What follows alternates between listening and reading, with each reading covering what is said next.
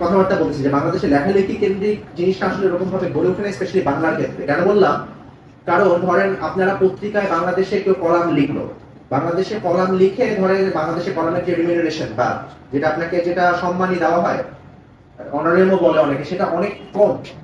এবং বাংলাদেশে কিন্তু লং ফর্ম লেখা যেটা বলে, যেমন আমি বিচিত্রার উদাহরণ বারবার দিলাম, বিচিত্রা ছিল বাংলাদেশের শেষ long form magazine, proper magazine. বিচিত্রায় লিখে মানুষ টাকা রোজগার করতে পারতো significantly good amount of money. আমি জানি না আপনাদের ইউনিভার্সিটির টিচার, আমার খুব পছন্দের মানুষ ডক্টর রাশেদার নাম হতে তুমি স্যার, আপনাদের ডেভেলপমেন্ট স্টাডিজ এর ইকোনমিক্স এর, উনি কিন্তু বিচিত্রায় লিখতো এবং উনি বিচিত্রায় কাভার স্টোরি করতো। বিচিত্রায় কাভার স্টোরি করে উনি ওই 80-র দশকে উনি ওই সময় 1500 টাকা রোজগার করতো। যে সময় ধরেন একজন ইউনিভার্সিটি প্রফেসর বা লেকচারার, আমি প্রফেসরের বেতন ছিল বোধহয় 8-9 হাজার টাকা এরকম হবে, ঠিক আছে? ওই সময় কিন্তু 1500 টাকা is a good amount of মানি। তো এটাই বললাম যে উনি কিন্তু ওই সময় বিচিত্রায় লিখতো। তো ওই সময় খেয়াল করেন যে আমি যেটা বলতে চাচ্ছি যে ওই সময় কিন্তু এই ধরনের লেখালেখি, যা লেখালেখির ম্যাচ ছিল, সে একটা ম্যাগাজিন, তার প্ল্যাটফর্ম ছিল, বিভিন্ন জায়গায় লিখে সে প্রপার রোজগার করতে পারতো। আমার জানা মতে বাংলাদেশে এখন শুধুমাত্র লেখালেখিকে পেশা হিসেবে নিয়ে লেখালেখি করে কোথাও কোনো পত্র পত্রিকায় লিখে বা অন্য কোনো জায়গায় লিখে প্রপার উপার্জন করতে পারতেছে কেউ, মানে যেটা দিয়ে ধরে বাসা চলবে, ওটা আমার মনে হয় খুব রেয়ার, নাই। তো বাংলাদেশে এইভাবে পত্রিকা, প্রথম কথা হচ্ছে পত্রিকারই কালচারটাই গড়ে ওঠে নাই। পত্রিকায় যে কলাম লেখকদের যে প্রপার সম্মান দিতে হয় সেটা কিন্তু বাংলাদেশে কখনো গড়ে ওঠে নাই। বাংলাদেশে কলাম লেখকদের মধ্যে সর্বোচ্চ টাকা পেত আমার জানা মতে আব্দুল গাফফার চৌধুরী সাহেব। আপনারা তো ওনাকে চিনেন, উনি একটা আওয়ামী লীগপন্থী লোক ছিল। উনি দ্য ইন্ডিপেন্ডেন্ট পত্রিকায় আমার খেয়াল আছে উনি কোন একটা বিচিত্র কারণে উনি পার কলামের জন্য 10,000 টাকা পাইতো, আর নর্মাল মানুষজন পাইতো 2,000 টাকা, বা তাও সেটা রেগুলার দিত না, কিন্তু ওনার টাকাটা উনি লন্ডনে বসে লিখতে রেগুলার পাঠায় দিত, এটা আমার খেয়াল আছে। ওটাই বললাম, যেটা ছিল আমার দেখা হাইয়েস্ট কলাম লিখে কেউ টাকা পাচ্ছে। আমি জানি না অন্য কেউ পাচ্ছে এরকম পাইতো কিনা। কিন্তু একটা সুবিধা হচ্ছে, আমি সবসময় বলি যে আপনাদের লেখালেখি কিন্তু একটা বেসিক স্কিল। আপনার যদি মাথায় লেখালেখি আসে, যেমন ধরেন বাংলায় আপনি কলাম লিখতেছেন, তার মানে আপনি লিখতে পারেন। আপনি লেখা কিভাবে তৈরি করতে হয় জানেন, একটা টপিক কিভাবে গুছায় লিখতে হয় জানেন, সেটা কিভাবে অ্যানালিসিস করতে হয় জানেন, সেটাকে কিভাবে চুলচেরা বিশ্লেষণ করে একটা লেখা দাঁড়া করাতে হয় জানেন, তাই না? তার মানে সেই লেখাটা কিন্তু এখন ধরেন আপনি ধরে নিলাম একটা 800-1000 ওয়ার্ডের লেখা লিখতেছেন। আমি আপনাদেরকে এখানে একটা সাজেশন দিব। সাজেশনটা হচ্ছে যে আপনারা বাংলায় যে যারা লিখতেছেন, তারা বাংলারই লেখার অভ্যাসটাকে ধীরে ধীরে চেষ্টা করুন তো জিনিসটাকে ইংলিশে নেওয়া যায় কিনা। তার দুইটা বেনিফিট আছে। দুইটা বেনিফিট হচ্ছে, ইংরেজিতে মার্কেটটা স্যাচুরেটেড না, বাংলার মার্কেটটা খুব স্যাচুরেটেড। বাংলায় অনেকেই লিখে, বাংলায় অনেকে লেখার কারণে বাংলার মার্কেট ভ্যালু কম। বাংলার মার্কেট ভ্যালু কম মানে আপনি লেখাটাকে আপনার একটা কমোডিটিসে ট্রান্সফার করতে পারতেছেন না, বেচতে পারতেছেন না। সোজা কথা, আমার সিম্পল কথা হলো যে আপনি লেখা ভালো, লেখা তো আমরা প্রত্যেকে লেখার জন্য লিখি, বাট লেখা যদি বেচে আমরা যদি রোজগার করতে পারি জিনিসটা তো খারাপ না, তাই না? আমার কথা হচ্ছে লেখাকে যদি আপনি কমোডিটিসে ট্রান্সফার করতে চান, এটা আপনার ইংলিশে লেখার অভ্যাস করতে হবে। এখন আপনাদের সামনে একটা বিরাট অ্যাডভান্টেজ আছে। আমি জিনিসটা আপনাদের একদম কেন অ্যাডভান্টেজ বলতেছি, বিশাল অ্যাডভান্টেজ। এই অ্যাডভান্টেজ আজ থেকে 1 বছর আগেও ছিল না। আমি তো বলতেছি যে আপনাদের সবাইকে সেই অ্যাডভান্টেজটা নেওয়া উচিত। আপনি সিম্পলি একটা বাংলায় কলাম লিখলেন 800 থেকে 1000 ওয়ার্ডে, চ্যাট জিপিটি আছে না, চ্যাট জিপিটি তো সবাই মোরলেস ইউজ করে, থিসিস লেখার কারণে হোক, কোনো কিছু অনেক কিছু কারণে সবই তো করেন, কারণ পেপার লেখার কারণে সবকিছুর জন্য করেন না, কলামের জন্য ইউজ করতে পারেন। আপনার বাংলা যে কলমটা লিখছেন সেই কলমটাকে সিম্পলি চ্যাট জিপিটি, আসলে চ্যাট জিপিটি ওটারও ব্যাপার আছে, আপনার ইনস্ট্রাকশন কিভাবে দিতে হয়, কোনটা দিলে বেটার রেজাল্ট আসবে, ট্রায়াল এন্ড এরর বেসিসে কিছু জিনিসপত্র খেয়াল করে। ওই জিনিসগুলো যদি করতে পারেন, কিভাবে প্রম্পটটা দিতে হয় সেটা যদি বুঝেন, বা আপনি বাংলায় লিখলেন, আপনি 1000 ওয়ার্ড বাংলায় লিখলেন, তারপর প্রম্পটগুলো আবার চ্যাট জিপিটিকে পুরো দিতে হবে না, কিন্তু ওটা কিভাবে দিবেন সেটা আমার ইউটিউবে টিউটোরিয়াল আছে। না থাকলে প্রপার কারোর কাছে শিখেন, এটা শিখে আপনি কেউ, আমি প্রেটিমাস শিওর যে কেউ জানে কিভাবে করতে হয়। আমি আপনাদের প্রতি কেউ হয়তো জানে, সিক্রেটটা কেউ জেনে গেছে কিভাবে করতে হয়, এটা কিন্তু সবাই জানে না। কেউ যদি জানে তাকে ধরেন, তাকে পি ধরেন, তাকে মুরব্বী ধরেন, তার কাছ থেকে শিখেন কিভাবে একটা 1000 ওয়ার্ডের বাংলা লেখাকে প্রপার 1000 ওয়ার্ড ইংলিশ লেখায় ট্রান্সফার করতে হয়। এটা আপনি চ্যাট জিপিটি দিয়ে পারবেন। আরো অনেক টুলস আছে, জেমিনাই আছে, অনেক কিছু আছে। ইভেন আপনার যদি সাবস্ক্রাইব করতে হয় করেন। এটা কেন বলতেছি, কারণ এই জিনিসগুলো ইম্পর্টেন্ট। আপনি কইরা আপনি একটা কলামটাকে ইংলিশে কলাম ট্রান্সফার করলেন, ইংলিশে কলাম ট্রান্সফার করলে এটার মার্কেট ভ্যালু কিন্তু লোকাল থাকে না, ইন্টারন্যাশনালাইজ হয়ে যায়। একটা লেখাকে লোকালি লেখাকে কিভাবে ইন্টারন্যাশনালাইজ করতে হয় সেটা একটা মুনশিয়ানার বিষয়, সেটা কিছু সময় কাজ করে বোঝা যাবে। কারণ আপনি ধরেন লোকাল অডিয়েন্স চিন্তা করে লিখলে এক ধরনের লেখা, গ্লোবাল অডিয়েন্স চিন্তা করে লিখলে এক ধরনের লেখা। তো গ্লোবাল অডিয়েন্সের জন্য জিনিসটা কিভাবে করতে হয় সেটা কিছুটা প্র্যাকটিসের বিষয়। সেটার জন্য যে আবার আপনার কাউকে মুরব্বী ধরতে হবে, মুরব্বী আপনাকে যদি জিনিসটা বোঝায় যায়, শিখায় যায়, আপনার সুবিধা হবে। বেনিফিটটা কোথায়? বেনিফিট হচ্ছে খুবই সিম্পল। আপনি যদি একটা লেখা বাইরে বেচতে পারেন, আপনার টাকা অনেক হবে, as simple as it is. টাকা কিরকম? ধরেন আপনি যদি আল জাজিরায় একটা যদি কলম ছাপাইতে পারেন, একটা অপেড পিস, আপনাকে সম্মানী দিবে $350, ঠিক আছে? একটা লেখা, এটা 1000 ওয়ার্ডের জন্য আপনি $350 পাচ্ছেন।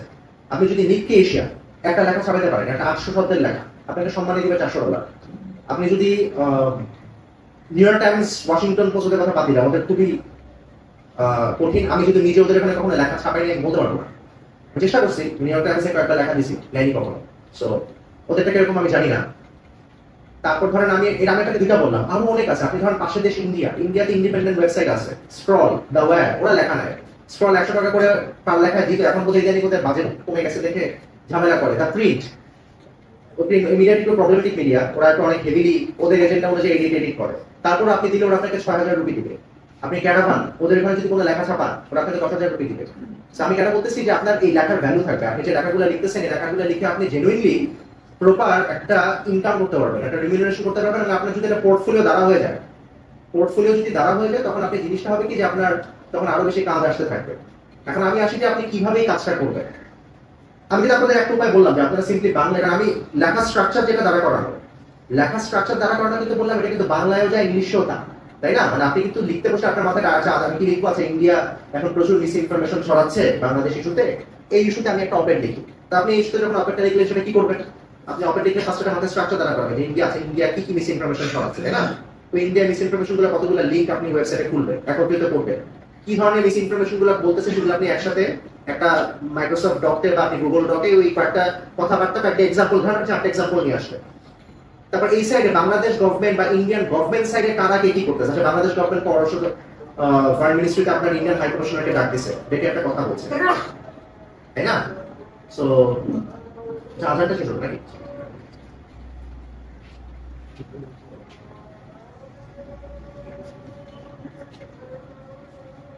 মতামত থাকবে, একটা পরামর্শ থাকবে, যেটা আপনার লেখাটা পড়ে যার উদ্দেশ্যে আপনি লিখতেছেন, ধরে নিলাম একটা ব্রডার অডিয়েন্স, কিন্তু একটা সিলেক্টেড গ্রুপকে ইনফ্লুয়েন্স করতে যাচ্ছে, সেটা হচ্ছে গভর্নমেন্ট বা পলিসি মেকাররা। তখন আপনি তো মেসেজটা দিতে হবে। তাহলে মেসেজটা আপনি সাপোজ দিলে যে আমার মনে হয় এখন অ্যাটলিস্ট আগরতলা কনসিডার থেকে আমাদের সমস্ত লোকদেরকে প্রত্যাহার করে নিয়ে আসা উচিত। বা আপনি আরো ব্রডার স্কেলে চিন্তা করলে বলবেন যে ঠিক আছে, আমি মনে করি যে ইন্ডিয়া আমাদেরকে ডিপ্লোম্যাটিক্যালি এতদিন দাম দিচ্ছিল না শেখ হাসিনার আমলের, কারণ শেখ হাসিনার গভর্নমেন্ট তার প্রতি নতজানু ছিল, এখন এই গভর্নমেন্ট আসছে, আমাদেরকে আরো দাম দেওয়া উচিত। কি বলছি বুঝছেন তো? মানে আপনার কোন একটা মেসেজ থাকতে হবে, বাট আপনি মেসেজটাকে সাবস্টেনশিয়েট করার জন্য তো ওই জিনিসগুলো করবেন। এটি তো আপনার মাথায় কলাম লেখার স্ট্রাকচারটা তো এরকমই হবে নাকি? এবারে তো খুব বেশি মার্কস করবেন, কারণ আপনি যে বিষয়ে কলামটা লিখবেন সেই বিষয়ে আপনার স্ট্রাকচারাল থট প্রসেসটা এরকমই হবে নাকি? তার কোনো মতামত আছে বলে তো দেখি, অন্য কিছু হবে? চিন্তা করে বলেন, কারো কোনো পরামর্শ আছে না? মানে আমি যে টপিকটা নিয়ে লিখতে বললাম যে বাংলাদেশ ওই ইন্ডিয়ান মিডিয়ার মিস ইনফরমেশন ক্যাম্পেইন, এটা নিয়ে একটা অপেড লিখবেন আপনি। এটা নিয়ে আপনি লিখলে অন্য কোনো স্ট্রাকচারাল থট কি কারো কোনো মাথায় আছে বা কারো কোনো পরামর্শ আছে যে অন্য কিভাবে লেখা যায়? চিন্তা করে বলেন তো। দুপুর 3টা বর্ষ আপনার ওই কি বলে এই ধরনের সেশনের জন্য খুবই ঝামেলা নাকি? ঘুম আসতে থাকে, ঘুম আসলে মুশকিল। আপনারা চিন্তা করে বলেন যে আর কোনো মাথা কাটা আসলে যে আপনারা মাথা কাটে চিন্তা করে বলে যে আর কোনো এই বিষয়ে আর কি অপেড লেখা যায়, কি ওপিনিয়ন লেখা যায়। এটা কিন্তু পার্ট অফ এক্সারসাইজ। কি হবে বলেন তো? কিভাবে বলেন দেখি, কে বলতে হবে? কেউ? এতগুলো তরুণ দেখো মাথা কাটা, ওকে আসলে জেনারেলি যাতে আছে যে একজন বলে কি হবে। আপনাকে যদি বলা হয় যে ইন্ডিয়া বাংলাদেশের উপরে, বাংলাদেশের মাইনরিটি নির্যাতনের উপরে যে পরিমাণ মানে ডিসইনফরমেশন দুটোই করতেছে, সেটা নিয়ে একটা অপেড লেখা, তো সেটা কি হতে পারে সেটা বলেন। আমি তো একটা আপনাদের বলে দিলাম যে আপনি কোনো একটা মেসেজ দিবেন যে বাংলাদেশের আগরতলা থেকে কনসুলার সব স্টাফকে তুলে নেওয়া উচিত, বা আপনি বললেন যে ইন্ডিয়াকে আমাদের আরো ডিপ্লোম্যাটিক সম্মান দেওয়া উচিত, তাহলে আমরা ডিপ্লোম্যাটিক সফট পাওয়ার আরো বেশি জেনে, মানে আমাদের একটা স্ট্যাটাস কো মেইনটেইন করার জন্য আমরা কোল্ড পিসে যাবো, এরকম একটা কথা বলবেন। এছাড়া আর কি হতে পারে এই ধরনের বিষয়? আর অপেড কেউ? ক্ষমা চাইতে হবে, ক্ষমা চাইতে হবে বিষয়টা লিখতে পারেন, কিন্তু ক্ষমা চাইতে হবে এই কথাটা যদি আপনি ধরেন, সাপোজ আপনি এই লেখাটা লিখে আপনি কোন একটা, সাপোজ ধরেন আপনি সাউথ চায়না মর্নিং পোস্ট বা দ্য ডিপ্লোম্যাট এই ম্যাগাজিনে আপনি এই লেখাটা দিতে চাচ্ছেন যে ইন্ডিয়ার বাংলাদেশকে ক্ষমা চাইতে হবে, ঠিক আছে? এটা দিলে হবে কি, আপনার যে এডিটর আছে সে আপনাকে এটা একটু বেশি ডিরেক্ট হয়ে গেল। কি বলছি বুঝছেন? অপেডের ভাষা হিসেবে বেশি ডিরেক্ট। তারা তখন আপনাকে বলবে যে আপনি টোন ডাউন করেন, না ওই কিসের ক্ষমা চাওয়া যাবে না। কি বলছি বুঝছেন? আপনাকে টোন ডাউন করতে বলবে। আমি কিন্তু আপনাদের বলছি যে এই লেখাটা আপনার বাইরের কারো কাছে সেল করতে হবে। এখন আপনি ধরেন বাংলাদেশের কোনো পত্রিকাকে দিলে হতে নিবে, বাংলাদেশের পত্রিকা আমরা লিখতেই পারি যে আমাদের ইন্ডিয়াকে ক্ষমা চাইতে হবে, তারা আমাদের সাথে এই কাজটা করছে, একটা দেশের সভরেনিটি, কারণ একটা মানে একটা অ্যাসিস্ট্যান্ট হাই কমিশন, একটা যে কোনো দেশের এমবেসি কিন্তু তার সভরেনিটির একটা এক্সটেন্ডেড পার্ট, তাই না? সেই জায়গায় কারো কিন্তু কোনো বাইরের কোনো সেটা প্রোটেক্ট করার দায়িত্ব হোস্ট কান্ট্রি। হ্যাঁ, ডেফিনেটলি এটা ক্ষমা চাওয়ার যোগ্য, অ্যাপ্লিকেবল। কিন্তু এটা আমি মনে হয় আপনি বাইরে যদি কোনো জায়গায় এরকম লিখে বেচতে চান এক কথায় বললে, তাহলে আপনাকে ফার্স্টে এডিটর বলবে যে এটা টোন ডাউন করে, এটা ক্ষমা চাওয়া থেকে কথাটাকে চেঞ্জ করে নিয়ে আসে, এটাকে বলে ইউফেমিজম। ইউফেমিজম মানে হচ্ছে কথাকে সুন্দর করে বলা, বুঝছেন? এটা হচ্ছে যেমন সবচেয়ে স্বাভাবিক উদাহরণ হচ্ছে যে আমাদের ওয়ার্ল্ড কিন্তু এখন ধীরে ধীরে বলে না যে ওক কালচার, বা ধরেন মানুষ আরো বেশি সচেতন হচ্ছে। ওক কালচার বসে নেগেটিভ কনোটেশন। যেমন ধরেন আপনি ধরেন একজন, আগে আমরা বলতাম কি, ধরেন কেউ প্রতিবন্ধী, বাংলায় বলতাম, ইংলিশে আমরা কিন্তু কি বলতাম, ইংলিশে আমরা ইউজ করতাম হচ্ছে রিটার্ড, খুবই ডেরিভেটিভ শব্দ। কারণ এখন কিন্তু আমরা রিটার্ড বলি না, এখন আমরা বলি ইদার ফিজিক্যালি চ্যালেঞ্জ অথবা বলি মেন্টালি চ্যালেঞ্জ, তাই না? শব্দটা শুনতে ভালো লাগে যে আপনি কাউকে রিটার্ড বললেন না। একইরকম ভাবে ওই আপনি যখন বাইরে এই ডিপ্লোম্যাটিক ইস্যুতে কোনো কিছু লিখতে চাবেন অপেন, তখন আপনি ডিরেক্টলি ক্ষমা চাওয়ার বিষয়টা বললে তারা আবার এত ভালো চোখে দেখবে না। আপনার বলতে হবে ইউফেমিজম। হ্যাঁ, ক্ষমা চাবেই, কিন্তু প্যাকেজ করতে হবে সুন্দরভাবে যে আমরাও সফটওয়্যার নেশন, তারাও সফটওয়্যার নেশন, এভাবে বলে ফেলে করতে হবে। ক্ষমা চাওয়ার বিষয়টা মোরলেস আমি যেটা বললাম যে ডিপ্লোম্যাটিক নর্ম, ওটার আন্ডারেই চলে আসে। সো ওটা আপনি আর খুব বেশি ভ্যারিয়েশন দেন। এনিওয়ে, আমি আপনাদের আর ঝামেলা করাইতে যাচ্ছি না। হ্যাঁ, আমরা বলতে পারি যে ভারতের থেকে আমাদের যে শক্তিশালী বন্ধুরাষ্ট্র আছে তাদের মাধ্যমে চাপ প্রয়োগ করতে হবে। কিরকম কিরকম? যেমন কেন আমাদের নিয়ে প্রোপাগান্ডা না না, বন্ধু বাংলাদেশের আমাদের আরো শক্তিশালী বন্ধুরাষ্ট্রকে যদি থাকে, বা আমি আপনাকে সাবস্টিটিউট করতে বলতেছি, আপনি আমাকে যদি থাকে না আপনি আমাকে বলেন কি আছে, তাহলে তৈরি করতে হবে। শক্তিশালী বন্ধুরা তো তৈরি করবো, সেটা অনেক বড় সুদূর প্রসারী পরিকল্পনা। মতামতের ক্ষেত্রে তো এখন দেওয়াই যায়। যেমন আমি কি খেয়াল করেন, আমি কি বলতেছি, আপনার বাইরের মিডিয়ার কাছে বেচতে হবে, যেটা বেচলে আপনি যে বললাম $300 পাবে, ওইভাবে বেচতে হবে। তো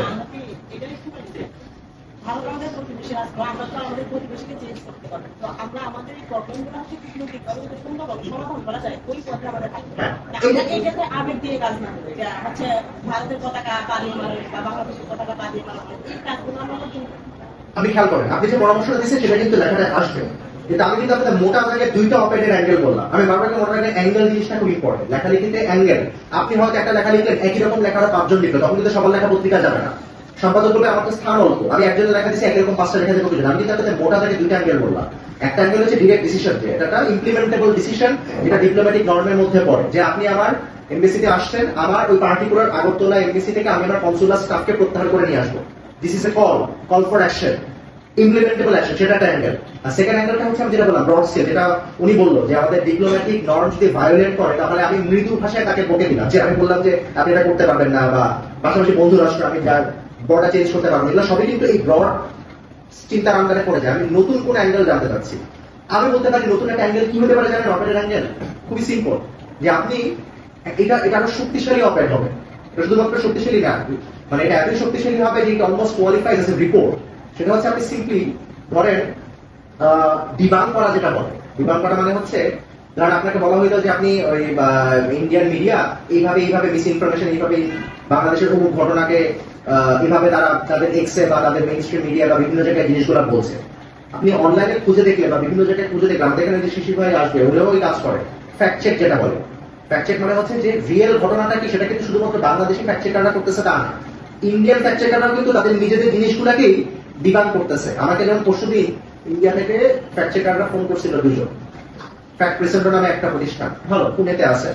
তারা ইন্ডিয়ার পার্টিকুলার ঘটনা দেখাচ্ছে ভিডিওতে, যে ওয়েস্ট বেঙ্গলে একটা কালী মন্দির পুড়াচ্ছে, কিন্তু ইন্ডিয়ার এক বিজেপি নেতা, অনেক ফলোয়ার, 7-8 লাখ ফলোয়ার টুইটারে, সে এটাকে বলে দিচ্ছে বাংলাদেশে। তো ওই ইন্ডিয়ান ফ্যাক্ট চেকাররাই কিন্তু জিনিসটাকে ডিবাং করলো, ডিবাং করে তারা একটা কনফার্মেশনের জন্য আমার সাথে যোগাযোগ করতে পারে, ঠিক আছে? সো এইভাবে আপনি যদি ধরেন একটা চিন্তা করলেন যে একটা অ্যাঙ্গেল হইতে পারে যে ইন্ডিয়ান মিডিয়া কি বলতেছে, ফ্যাক্ট চেকাররা কি বলতেছে, গ্রাউন্ড রিয়েলিটিটা আসলে কি, এটা কিন্তু একটা অ্যাঙ্গেল হইতে পারে। এটা জন্য কিন্তু আপনার খুব বেশি রিপোর্ট করা লাগবে না, আপনি সিম্পলি অনলাইনে যে ইনফরমেশন গুলো আছে তার এগেইনস্টে, অনলাইনে যে ডিসইনফরমেশনের এগেইনস্টে যে ডিবাং করা গুলো হয়েছে সেগুলোর কিন্তু অনলাইনে প্রেজেন্স আছে, সেগুলোকে খুঁজে বের করলে, তারপর দুটাকে জাস্টাপোজ করলেন, পাশাপাশি রাখলেন। পরীক্ষা দিয়ে গুড অফ যে আপনি বলে দিলেন যে ইন্টার ডিসইনফরমেশন আসলে কতটা ভয়ঙ্কর, কারণ ফ্যাক্ট চেকাররা এইভাবে প্রুফ করা সত্ত্বেও বারবার তারা এই একই মিস ইনফরমেশন গুলোকে অ্যাম্পলিফাই করতেছে। তারপর এটা কিন্তু একটা নিউ অ্যাঙ্গেল, এবং এই অ্যাঙ্গেলটা যদি এই অ্যাঙ্গেলে যদি একটা অপারেট লিখেন আপনি কিন্তু এটা একটা ইন্টারন্যাশনাল অ্যাপিল আছে, মানে এটা কিন্তু আপনি বাইরে কারোর কাছে সুন্দর মতো দিতে পারবেন। লোকাল মিডিয়া তো অবশ্যই দিতে পারবেন, কারণ লোকাল মিডিয়া আপনি ধরেন আমি যে আপনাকে লাস্টের যে অ্যাঙ্গেলটার কথা বললাম, এরকম কিন্তু খুব বেশি অপের কিন্তু পত্রিকা এরকম আসে না। আমি আপনারা কি দেখছেন, আমি কিন্তু প্রতিদিন সকালবেলা আমি সকালবেলা অবশ্য 3টা পত্রিকা রেগুলার করি, বাসা 3টা পত্রিকা রাখি, ওই 3টা পত্রিকা আমি দেখি নাই কোথাও, ওই লেডিস্টার, প্রথম আলো আর বিজনেস চ্যানেল, আমি 3টা পত্রিকা কোথাও দেখি নাই। অনলাইনে এখন আপনার অনলাইনে সব পত্রিকা রেগুলার দেখা হয় না। অনলাইনে ফেসবুকে ধরেন যেগুলোতে লাইভ দেওয়া আছে সেগুলো যদি আসে ইম্পর্টেন্ট নিউজ সেগুলোতে দেখা হয়। এখন আমি 3টা পত্রিকার কথা যেটা বললাম, প্রথম হলো ডেইলি স্টার বা বিজনেস স্ট্যান্ডার্ড। প্রথম আলো বা ডেইলি স্টার নিয়ে আপনাদের তো রিসেন্টলি দেখতেছেন এটা নিয়ে অনেক সমালোচনা হচ্ছে এবং রাইটফুলি সমালোচনা হচ্ছে। প্রথম আলো ডেইলি স্টারের এডিটোরিয়াল স্ট্যান্সের তো প্রবলেম আছে, তত আজকের প্রবলেম না, লম্বা সময়ের প্রবলেম। বাট দিনে কি আমার ব্যক্তিগত মতামত কি প্রথম আলো ডেইলি স্টার হচ্ছে এটাকে আপনি ক্যান্সেল করে দেওয়া কঠিন বাংলাদেশে এই মুহূর্তে। কারণ আপনার যে একটা দেশে কিন্তু একটা নিউজ পেপার অফ রেকর্ড থাকে। নিউজ পেপার অফ রেকর্ড কাকে বলে আপনারা আমাদের আমরা সবাই জানেন, যে নিউজ পেপারটাকে ওই দেশের গভর্নমেন্ট এবং একই সাথে আরো আশেপাশের গভর্নমেন্ট বা গ্লোবালি, ধরেন বাংলাদেশ বিষয়ে কেউ যদি ধরেন আমার কাছে আজকে যদি ধরেন আমেরিকার কোনো জার্নালিস্ট জানতে চায় বা আমেরিকা বা ধরেন ইভেন আমার কাছে ধরেন এই সাইডে মিডল ইস্টে কোনো ধরেন দুবাই ইউএই কোনো জার্নালিস্ট যদি জানতে চায় যে বাংলাদেশের কোনো ঘটনা, জার্নালিস্ট আমি তো বলি না যে কোনো নর্মাল মানুষ, খেয়াল করেন আমি বলছি ইউএই কোনো জার্নালিস্ট যদি জানতে চায় তখন সে স্বভাবতই দেখা যাবে যে বাংলাদেশের নিউজ পেপার অফ রেকর্ড যেটা সেটাকে বেশি গুরুত্ব দিবে অন্য কিছুর থেকে। আনলে যতদিন পর্যন্ত না নিউজ পেপার অফ রেকর্ডের কোনো বিকল্প তৈরি হচ্ছে সেই ক্ষেত্রে টু বি অনেস্ট ক্যান্সেল করে দেওয়া কঠিন। এটা মাথায় আমি অ্যাটলিস্ট মাথায় রাখি, কারণ আপনার তাদের এই জিনিসটাকে আমার এজ এ জার্নালিস্ট বা আমি তো এখন জার্নালিস্ট পুরোপুরি নাই, যেটা একটা আলাদা প্রফেশনে গেছি কিছুদিনের জন্য, সেখানে আরো বেশি গুরুত্বপূর্ণ রেগুলার মিডিয়া মনে করি। সো এটাকে ক্যান্সেল করে দেওয়ার কোনো স্কোপ নাই, সেটা আমি বললাম। কারণ আমি প্রথম হলো ডেইলি স্টারের যে কন্ট্রোভার্সি সেটাকে অ্যাকনলেজ করলাম। একটা ছোট্ট জিনিস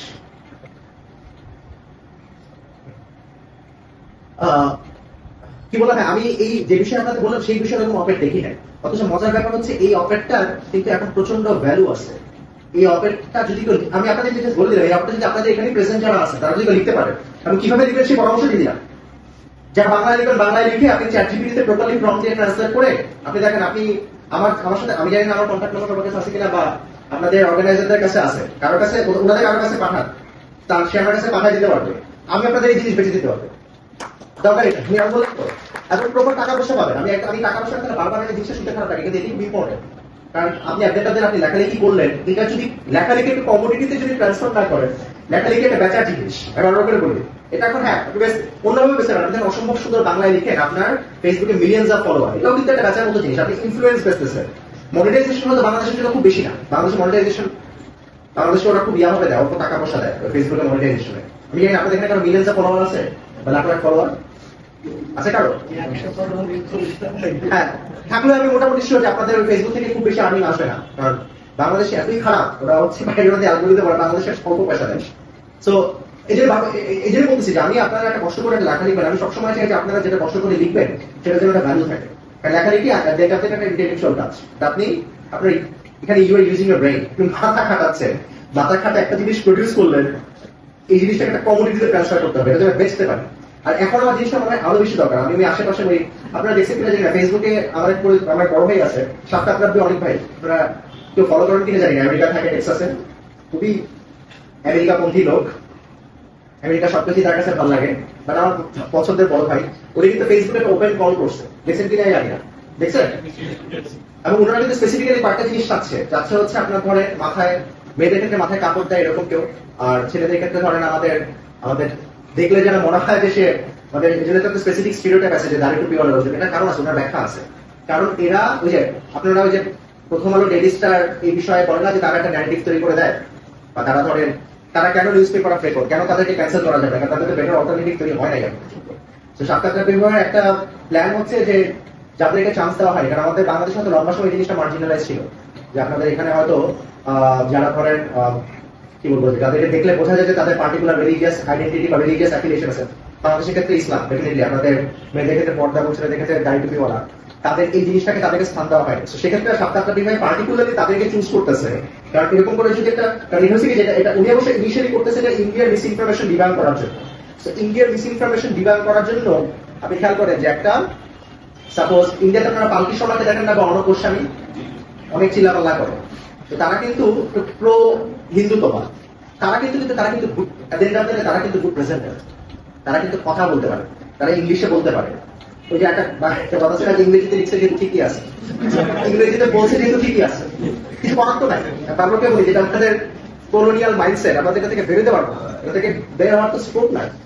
তো ওই রকম ইংরেজিতে বলতে পারে দেখে ঠিক আছে, এটা তো এখন এটা তো আপনি এই জিনিস আপনাকে আপনি অনেকবার এই জিনিসটা বলতেছি যে আপনার ফেসবুকে জিনিসটা দেখেন, আপনাদের যদি জেনুইনলি মনে হয় আপনারা পারবেন, উনি অবশ্য সম্পূর্ণ ইংলিশে আছে, ইংলিশে কথা বলতে হবে, ইংলিশে নিউজ প্রেজেন্টার, ইংলিশে স্ক্রিপ্ট লিখতে হবে। তো এখানে ওই যে এগেইন আমি কাউকে ঘুরে ফিরে ইংরেজি, এটা অনেকটা আমার কথাবার্তা শুনে অনেকটা মনে হচ্ছে যে আমি বোধহয় ওই 19 শতকে ওই সৈয়দ আমির আলী বা রাজা রামমোহন রায়ের মতো বলে যাচ্ছে যে ইংরেজি শিক্ষা শিক্ষিত হতে হবে।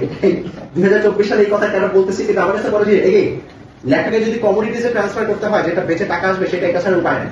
এটা আমার কাছে সবসময় মনে হয় যেটা বাংলাদেশে থাকতো, যদি বাংলাদেশে বাংলা লিখে যেটা আমরা করতেছি সেটার যদি আমরা প্রপার টাকা পাইতাম, প্রপার ভ্যালুয়েশন থাকতো, অসম্ভব ভালো বাংলা লেখা। কিন্তু যেমন আমি একজন ভদ্রলোককে চিনি, আমার পরিচিত, উনি টকশোতে খুব ভালো কথাবার্তা বলে, রেজাউল করিম রনি সাহেব, আমি জানি আপনারা চিনেন কিনা। তৃতীয় মাত্রায় অনেক চিল্লাপাল্লা করে, আমার পছন্দের লোক, অনেক কথাবার্তা ভালো, অসম্ভব ভালো বাংলা প্রোজ লিখে, খুব ভালো বাংলা প্রোজ লিখে। ওরা বাংলা আমি জানি না আপনারা কেউ করছেন কিনা, টকশোতে তো চিল্লাপাল্লা করে, বা বাংলা প্রোজ কেউ করছেন কিনা আমি জানি না। বাংলা প্রোজ খুব সুন্দর। ওনার বাংলা প্রোজ দেখে কোনবার বসা হয় না। ধরেন পত্র পত্রিকায় কলাম দেয়, তাও ধরেন 2000 টাকা করে পায়, কিন্তু সেই কলামের টাকাটাও রেগুলার না, অথচ কি সুন্দর লাগে, খুব সুন্দর লাগে। অথচ উনি ওনার ধরেন 1 লেখা আমি ওনাকে ট্রান্সলেট করে পাবলিশ করতে হেল্প করছিলাম ডিপ্লোম্যাটে, 1 লেখা দিয়ে উনি ধরেন বাংলা 10টা লেখার সময় টাকা পেয়েছে। সো এটা আমি কথাটা শুনতে খারাপ লাগে, বাট আমি এই জিনিসটা আপনাদেরকে খুব এমফাসাইজ করতেছি যে আপনারা, আর আমি আপনাদের উপায় তো বলে দিলাম, আপনারা জিনিসটা সিম্পলি এখানে এক্সপেরিমেন্ট করেন, ফুল একটা বাংলা লিখে চ্যাট জিপিটি, জেমিনাই, ক্রোমগুলা শিখেন, জিনিসটাকে ইংলিশে ট্রান্সফার করেন, তারপর প্রপার একটা এডিটরের কাছে দেন, সে এডিট করে আপনাকে বুঝাই দেবে। আর লেখালেখির মেইন জিনিসটাই হচ্ছে কি জানেন, যে আপনি নিজে যখন লিখবেন, যে ড্রাফটটা লিখবেন, একটা প্রপার এডিটরের কাছে যখন যাবেন, সে এডিটেড কপিটা যেটা আসবে, সেই কপিটাকে একদম মুখস্থর মতো না হইলেও তমিজ নিয়ে পড়বেন, যে কি এডিট করলো, কত সুন্দর করে এডিট করলো, আমার কি লেখাটাকে কি বানাইলো, এটা ভেরি ইম্পর্টেন্ট। এটা হচ্ছে আমি মনে করি যে লেখালেখি শেখার একটাই রুল, থাম রুল, এটা আর কোনো রুল নাই। যে আপনি কি জমা দিলেন, আর একটা আমি বলছি প্রপার এডিট, আমি বলছি না যে উল্টাপাল্টা এডিটর, সে কি জমা দিলে সেটা থেকে আপনার লাভ হবে না। প্রপার এডিটরের কাছে দিলে প্রপার এডিটেড লেখা, যেটা ছাপার উপযোগী, বলে না ফিট টু প্রিন্ট, একটা শব্দ আছে fit to print, fit to print যে কপিটা আপনার হাতে আসবে সেটা, আর আপনি যে কপি জমা দিয়েছেন যেটা, দুইটাকে রেগুলার বেসিসে পাশাপাশি করতে, আর কিছু লাগবে না। এইটাই হচ্ছে সাংবাদিকতা শেখার নাম্বার 1 রুল, লেখালেখি শেখার নাম্বার 1 রুল। এটার কোনো বিকল্পই নেই। আপনি বাকি দুনিয়ার যত how to right features, how to do magazine writing, বা কিভাবে লিখতে হয়, লেখালেখি কিভাবে করতে হয়, এটা মোটা মোটা বই টই যত রুলগুলো আছে সব বাদ দেন। একদম সিম্পল, যে আপনি আপনার ড্রাফট জমা দিচ্ছেন, এখন আপনার ড্রাফটটাকে কোন একটা প্রপার এডিটর অ্যাটেন্ড করবে কিনা সেটাকে ইম্পর্টেন্ট। তার তো সময় আছে কিনা, তার তো ধৈর্য আছে কিনা, তার কোনো এটাতে ইনসেন্টিভ আছে কিনা। ধরেন আপনি আমাকে একটা লেখা দিলেন, সাপোজ আমি বলছি না যে আমি প্রপার এডিটর, ধরেন আমি প্রপার এডিটর, ঠিক আছে, আমি এডিটিং এর সাথে জড়িত অনেকদিন। আমি রিসেন্টলি ওই ফেব্রুয়ারিতে একটা ছোট্ট ওয়েবসাইটের দায়িত্ব গ্রহণ করেছিলাম, বাংলা আউটলুক, আমি জানি না আপনারা কেউ দেখছেন কিনা, একটা ভালো ভালো স্টোরি হয়েছে। সো একটা প্রপার এডিটরকে আপনি যখন দিবেন, একটা প্রপার এডিটর আপনার লেখাকে জেনারেলি প্রপারলি এডিট করার চেষ্টা করবে, শুধুমাত্র লিঙ্গুইস্টিক এডিট না, একেবারে স্ট্রাকচারাল এডিট থেকে শুরু করে স্টাইলিস্টিক এডিট। তখন হবে কি যে আপনি যে লেখাটা জমা দিচ্ছেন, তার আপনার ফাইনাল কপিটা যখন আসবে, আপনি তখন ডিস্টিংক্টিভলি দুটো তফাৎ ধরতে পারবেন। তফাৎ ধরলেই আপনার মাথায় যখন মাথা দিবে, আমার লেখাটাকে এই জায়গায় এই জিনিসটা এই চেঞ্জ করবো, এই বিষয়টাকে উপরে নিয়ে আসলো, এই পার্টিকুলার জিনিসটা ল্যাঙ্গুয়েজটাকে এইভাবে শার্প করলো, এইভাবে আপনি বিশ্বাস করেন, আপনি যদি 50টা লেখা আপনি যদি এইভাবে ফুটায় আপনার ড্রাফট কপি আর ফাইনাল এডিটেড কপি অ্যানালিসিসটা করেন, আপনি ভালো রাইটার হয়ে যাবেন। এটা হচ্ছে আমার একদম, আমি এটার ক্ষেত্রে আর কোনো উন্নত নাই। আমি নিজে এইভাবে নিজে এখানে বলছি না যে আমি ভালো রাইটার বা কিছু, বাট আমি এটার ফলপ্রসূতা পাইছি নিজে, আমি এইটাই করতাম। আমি যখন আমার এখানে আমি বললাম, আমি জার্নালিজম পড়াশোনা করে বা জার্নালিজম ব্যাকগ্রাউন্ড থেকে জার্নালিজমে আসি নাই, লেখালেখি কিছুটা অভ্যাস ছিল, ওখান থেকে আসছি। কিন্তু আমি যখন পত্রিকায় ঢুকছি, আমি সবসময় আমার ওই যে আমি মুরব্বী খুঁজে দিচ্ছি আমার পত্রিকা। আমি ইন্ডিপেন্ডেন্ট একটা লোক ছিল, ওই ছিল শিহাবুদ্দিন নাহা, অনেক সিনিয়র জার্নালিস্ট, উনি ডেইলি স্টারের চিফ রিপোর্টার ছিল একসময়, ওটা ভয়েস অফ আমেরিকাতে কাজ করছিল লম্বা সময়। আমি উনাকে কপি দিতাম, আমার কপি দিয়ে আমি পাশে বসে থাকতাম। অনেকে আমার কিন্তু পাশে বসে থাকা পছন্দ করে না, যেমন আমি যখন এডিট করি আমার পাশের দিকে বসে থাকে আমার মেজাজ খারাপ হয়, এখান থেকে সরেন। আমি কপি এডিট করার সময় আমি ফুল কনসেন্ট্রেশন দিই, কিন্তু শিহাবুদ্দিন নাহা ভাই উনি খুব পছন্দ করতে পাশে বসে থাকে, উনি আবার পাশে বসে থাকতে থাকতে মুরব্বীর মতো বুঝাই দেয়, দেখছেন পয়সা এই জায়গায় এইভাবে করতে হয়, এইভাবে করতে হয়। তো এরকম করে মুরব্বী বুঝিয়ে দিলে খুব ভালো হয়। আমার কাছে আমি ওনার সাথে প্রায় 1-1.5 বছর খালি দেখছি উনি কপি এডিট করে কিভাবে, উনি আমার লেখাটাকে কোথায় কি করে, কিভাবে ভাঙে, কিভাবে চলে, ওনার কাছ থেকে শিখছি। আরেক ভদ্রলোক ছিল ওই ইন্ডিপেন্ডেন্টে, উনি আবার একটা ইন্ডিয়ান ভদ্রলোক, নাম শান্তনু দত্ত, উনি এনডিটিভিতে কাজ করতো, উনি ইন্ডিপেন্ডেন্টে তখন আসছিল। সালমান সাহেব এবার ইন্ডিয়ানদের প্রতি একটা, সালমান সাহেব একটা ইন্ডিয়ানদের প্রতি ভালো আগ্রহ ছিল। ওনার যেগুলো প্রতিষ্ঠানে বিগ ম্যানেজমেন্টে, আপার ম্যানেজমেন্টে প্রচুর ইন্ডিয়ান থাকে, খুব যে অকারণা থেকে তা না, তার ম্যানেজমেন্টে দক্ষ, কাজেও দক্ষ। ওই শান্তনু দত্ত যে ছিল অসম্ভব ভালো এডিটর ছিল, স্বীকার করতে পারতো যে আমাদের স্কিল ভালো, এখন আমাদের স্কিল ডেভেলপ করি, ওদেরকে টেক্কা দিতে হবে, ওর স্কিল ভালো ছিল। ও শান্তনুদার কাছে একটা লেখা দেওয়া আমার কাছে ছিল একটা আনন্দের মতো। কেন আমাদের মতো জানেন যে আমার কি লেখা দিয়ে উনি কি বানায়, কি বলছি বুঝতে পারছেন? এটা কিন্তু খুব ইম্পর্টেন্ট। আর আপনার লেখালেখি করতে গেলে কিন্তু লেখালেখি করতে খুবই ভালোবাসা দরদটা থাকতে হবে, যে আপনি মানে একটা সুন্দর বলে না, একটা সুন্দর লেখা পরে আপনি কিন্তু জেনুইনলি লিখছেন, আবেগ আসলে মনের মধ্যে, মানে আপনার আরে কি সুন্দর লিখলেন এরকম একটা ফিলিংস কিন্তু আসতে হবে। এটা না হলে আপনি লেখালেখি প্রফেশন হিসেবে নেওয়া কঠিন। বুঝছেন? আমি বলতেছি না যে লিখতে পারবেন না, কিন্তু প্রফেশন হিসেবে নেওয়া কঠিন। প্রফেশনালি যদি এক্সেল করতে চান এটা খুবই ইম্পর্টেন্ট, যে আরে কি সুন্দর লিখলো।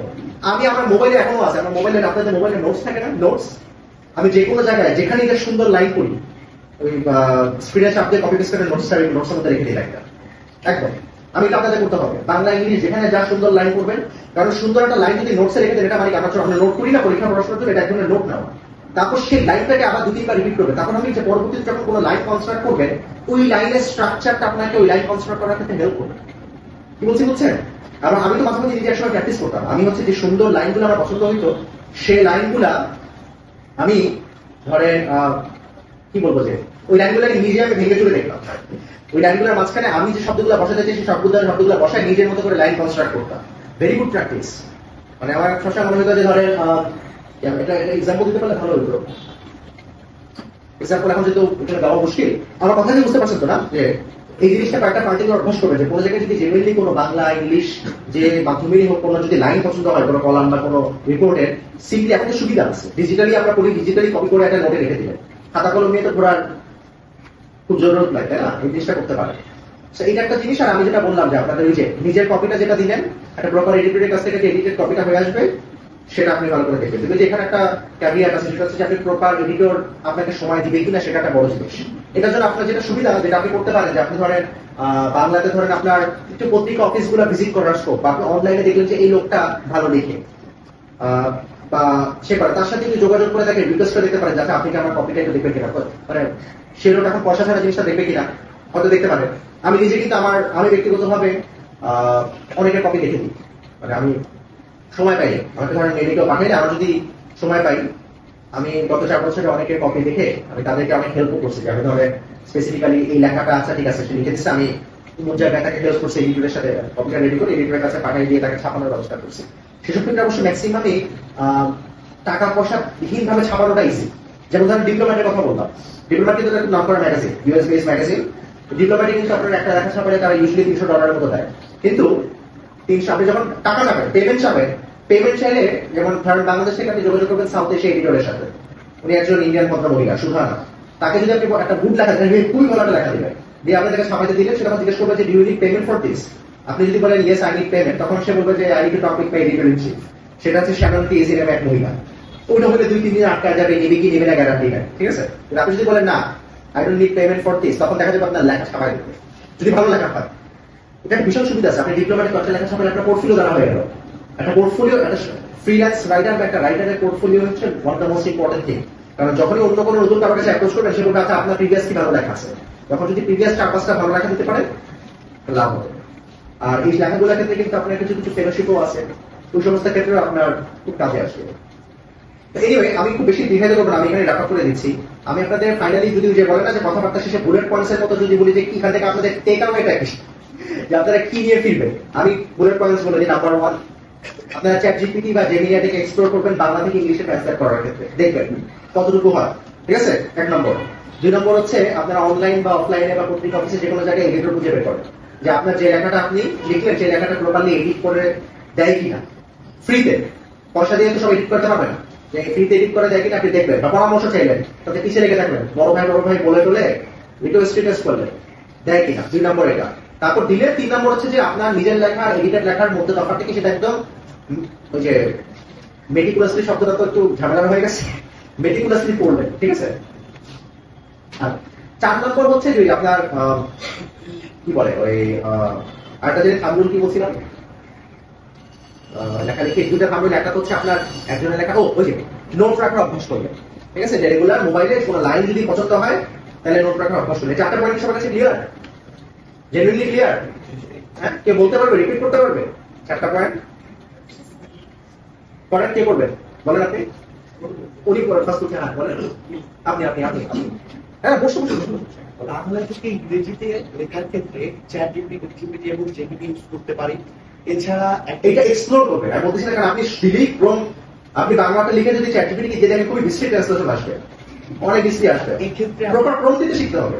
এক্ষেত্রে আমরা ইউটিউবের ভিডিও সব ইউটিউব অনলাইনে যা ম্যাটেরিয়াল পান, কেউ যদি এক্সপার্ট থাকে তাকে জিজ্ঞেস করেন, প্রপার প্রম্পট দেওয়াটা শিখেন যে কিভাবে করলে আমরা বেটার ট্রান্সলেশন বের হবে, শিখেন গেল। তারপর এরপর আমরা একজন ভালো এডিটরকে খুঁজে নিতে পারি যার লেখা আমরা পড়ি বা যার লেখা পছন্দ হয়। এডিটর স্ল্যাশ মুরব্বী বলে, মুরব্বী ধরা বলে, মুরব্বী ধরলেন আর কি কাউকে ধরলেন আর কি, কিন্তু আমার নেগেটিভ কনোটেশন আছে, হ্যাঁ ধরলেন না। তারপর এবং তার একটু মোটামুটি একটু তাকে একটু তেল নইলেন, হারিয়া হারিয়া বললেন, তার পিছিয়ে পিছিয়ে ঘুরলেন, তার একটু প্রশংসা সবই করলেন। আমাকে করতে পারেন, আমাকে তুললেন নাকি? তারপর হচ্ছে তার থেকে পরামর্শ নেওয়া, তারপরে নিজের লেখাগুলো তাকে দেখানো। এরপরে কাজ হচ্ছে যেটা আমার কাছে সব থেকে বেশি গুরুত্বপূর্ণ মনে হয়েছে, সেটা হচ্ছে আমার লেখা তার কাছে দেওয়ার পর আমাকে যে এডিট করে সে যে এডিটর ভার্সনটা আমাকে দিল, এই দুইটার ভিতর মেন পার্থক্যটা কোথায় সেটা খুঁজে বের করা। এতে আমার খুঁজে বের করা এবং রেগুলারলি এটা স্টাডি করা যে আমার লেখাটাকে কিভাবে সে ইমপ্রুভ করবে। হ্যাঁ, এক্ষেত্রে আমার পরবর্তী লেখাগুলো আরো বেশি ভালো হবে। এরপর যেটা আপনি পার্সোনাল এক্সপিরিয়েন্স থেকে বলেছেন সেটা হচ্ছে আমরা পত্রিকা পড়ার ক্ষেত্রে বা কোথাও একটা ভালো লেখা দেখলাম, সেই লেখাগুলো নোট করে রাখতে পারি, পরবর্তীতে ওই নোট দেখে দেখে আমরা আমাদের লেখাগুলোর স্ট্রাকচার সাজাইতে পারি। আপনি তো খুব ভালো স্টুডেন্ট দেখেন, উনি তো খুবই ভালো স্টুডেন্টের মধ্যে একেবারে সুন্দর করে বুঝাই বলে। হ্যাঁ, আমার এই মোটা দাগে আজকের এই আলোচনা যেটা বললাম আপনাদের সামনে, সেটা 4টাই টেক হবে। ঠিক আছে, আপনারা যদি 4টা জিনিস মাথায় রাখেন, আমার ধারণা আপনাদের স্লাইডলি কাজে আসবে। ঠিক আছে, জি ধন্যবাদ।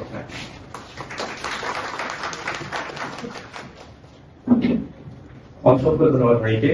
ভাই খুবই প্রাণবন্ত একটা সেশন নিয়েছেন। আমার মনে হয় যে এই সেশনটা যদি আরো 2 ঘন্টাও যদি লেন্থি হতো তাহলে কেউ বিরক্ত হতো না। একদমই। প্রশ্ন তো করবো না, আমার যে কোনো প্রশ্ন নিতে পারি, কোনো সমস্যা আপনি যদি বলেন, আমি আসবো। আপনাদের কোনো প্রশ্ন আছে? আসো। আচ্ছা, আমার প্রশ্ন ছিল আচ্ছা থেকে হাত তুলতে একান্ন পার্সেন্ট হাত তোলেন। ওখানে থেকে হ্যাঁ, আমি প্রশ্ন তো করেছি। হ্যাঁ, আপনার যদি কোনো প্রশ্ন আছে বলেন। ঠিক আমার প্রশ্ন হচ্ছে আপনি যে লেখার বিষয়ে বললেন